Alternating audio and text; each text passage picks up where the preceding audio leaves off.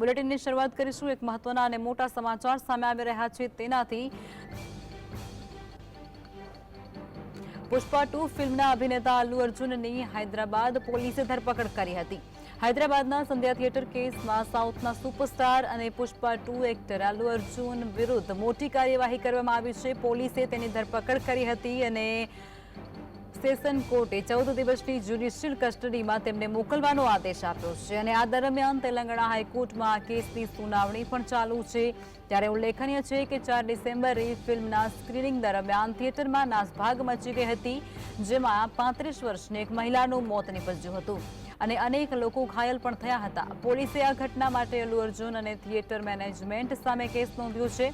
ત્યારે પોલીસે આ કેસમાં થિયેટર માલિક સહિત 3 લોકોની અટકાયત કરી હતી। અલ્લુ અર્જુને 11 ડિસેમ્બરે હાઈકોર્ટમાં પોતાના વિરુદ્ધ થયેલા કેસને રદ કરવા માટે અરજી પણ કરી હતી।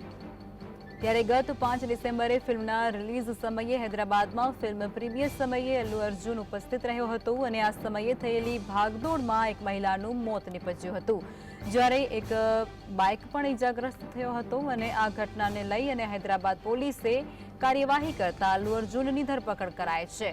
બંજાલા હેત ખાતેના નિવાસ સ્થાનેથી અભિનેતા અલ્લુ અર્જુનની ધરપકડ કરવામાં આવી છે।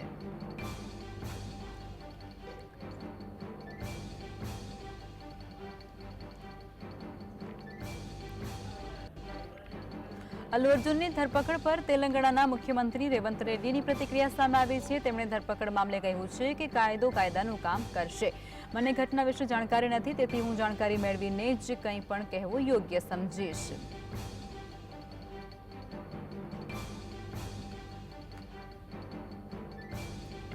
તેલંગાણાના સીએમની પણ પ્રતિક્રિયા સામે આવી રહી છે।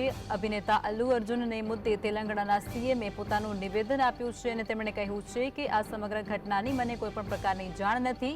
કાયદો કાયદાનું કામ કરશે। હું આ સમગ્ર વિગતને સમજી અને ત્યાર પછી જ એના પર ટિપ્પણી કરવાનું પસંદ કરીશ અને મામલાની જાણકારી લઈ અને તેઓ ટિપ્પણી કરશે। તેલંગાણાના સીએમનું પણ એક નિવેદન સામે આવી રહ્યું છે। અભિનેતા અલ્લુ અર્જુનની ધરપકડને લઈ અને તેલંગાણાના જે સીએમ છે તેમણે પણ પોતાની પ્રતિક્રિયા આપતા કહ્યું છે કે કાયદો કાયદાનું કામ કરશે। આ સમગ્ર ઘટનાની અંદર મને કોઈ પણ પ્રકારની જાણકારી નથી, માટે હું જાણકારી પ્રાપ્ત કરી અને ત્યારબાદ આ સમગ્ર ઘટનામાં ટિપ્પણી કરીશ।